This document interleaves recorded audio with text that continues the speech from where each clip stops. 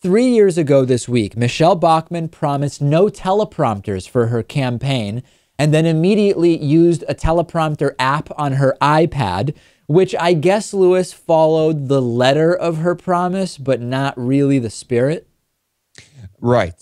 To me, I don't really see the difference between reading off even a piece of paper and a teleprompter. It's just all part of what you have to do. You know, I think that she thought that this would help her somehow, and that slamming Obama for using one made Obama seem impersonal and out of touch. Unfortunately, if the big selling point of your campaign is that you'll be delivering your insane, disjointed rants from memory or from an iPad rather than from a teleprompter, you're not going to do that well because it's a pretty low bar to set. I'll say crazy, insane stuff, but I won't do it off of a teleprompter like Obama's.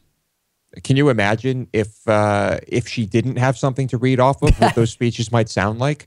Or Sarah Palin, for that matter. I mean, we know exactly what they would sound like. That being said, if we were to ban all devices and paper and forced politicians to improvise or speak from memory, what would happen? You could argue, oh, only people who are capable of that type of extemporaneous thought on many issues would run.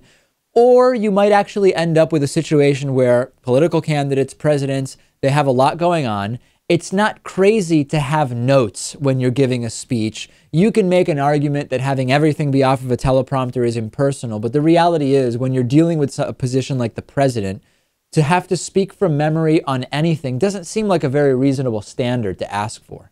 Imagine on the campaign trail how much of your time you would have to spend just focusing on memorizing what you're going to say and things of that sort. But I would say this. We would have a lot of very different people in Congress, I think, if we were to force them to speak from memory or to improvise.